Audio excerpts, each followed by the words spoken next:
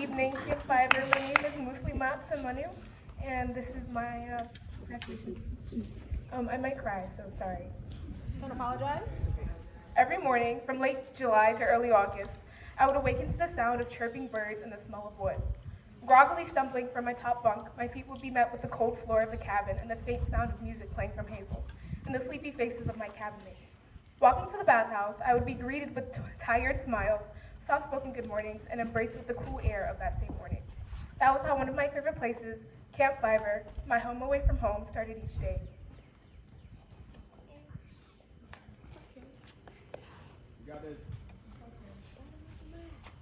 Um, my first year, I came with my older sister, Barakat, who was a lot more timid than I was. Since I admired her so much and I wanted to be just like her, I smothered my extrovertedness and replaced it with a more bashful attitude. Outside of Fiverr, my sheepishness would have been ignored, consequently making me a lot more timid. But as soon as I got to camp, this blanket of self-consciousness withered away, and I felt that this was where I could truly be myself. However, still a little shy, I would only exist in the shadow of my older sister. I followed her everywhere, literally. I would sing when she sang and do what she did, etc. I was so afraid of making a fool of myself or making an embarrassing mistake that I didn't display any part of my individuality. I followed what everyone did. It wasn't until I met Alexis, unit director at the time, I felt that I could show up my true personality. It was a warm Sunday afternoon, the day of Sunday Fun Day, and the white glove inspection.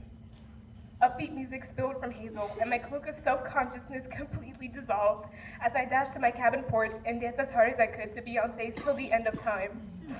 The first person to cheer me on and record was Alexis. This moment was a catalyst moment for my ongoing journey of self-expression.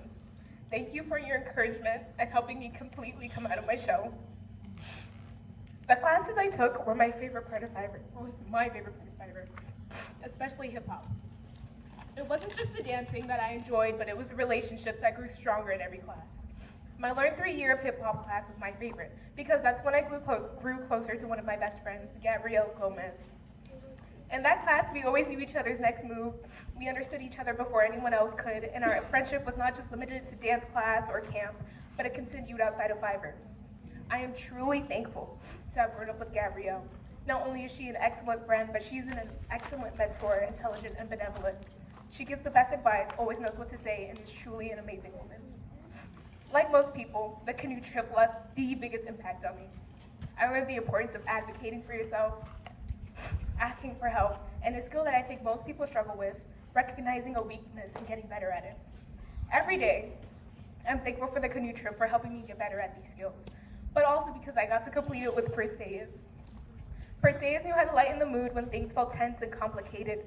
The manner in how she tackled her tasks and got over obstacles is truly admirable, and I am blessed to call her my friend. Not only is she an amazing friend, but also an accomplished young woman at her age, and the funniest person I've ever met. The next two women, Ariel and Chioma, are the oldest sisters I've never had. Between completing job training in the city office and helping the rest of the girls out in the cabin with their wise words, those two women knew how to handle anything that came their way. And when turmoil rose, you would never see them lose. I miss you guys every day. The wilderness trip was a moment that altered my brain chemistry completely.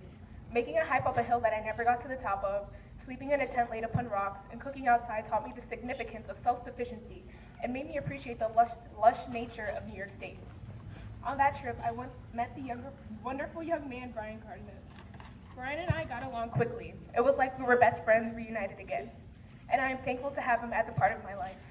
Brian encouraged me to be a risk taker. He pushed me to speak my mind and speak up if I felt as if I was being wrong. If I was confused or apprehensive about something, he was never hesitant to help me push through. And he was always my number one fan. Last but definitely not least, Mary. The first time I met Mary, I wasn't even old enough to go to camp. But that did not stop her from welcoming me into her small office that sat with the other buildings on 8th Avenue. As Mary and I finished our dinosaur puzzle, I admired her drive, work ethic, and her overall being. She's so sophisticated and fancy, I thought. At the age of 6, I knew I wanted to be just like Mary Lee Dinsky. I wanted to have a colorful and vibrant office like she did, and leave an impact on so many kids and teenagers like me.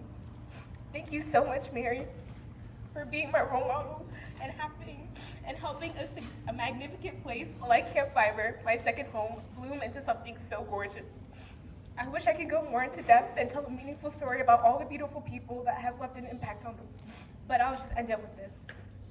There is a Korean proverb that reads, "A tiger leaves his skin behind, but a man leaves his name behind." And I hope that I have left a legacy on Camp Fiber of individuality and shameless self-expression, like how all of these wonderful people that I just spoke about have left on me.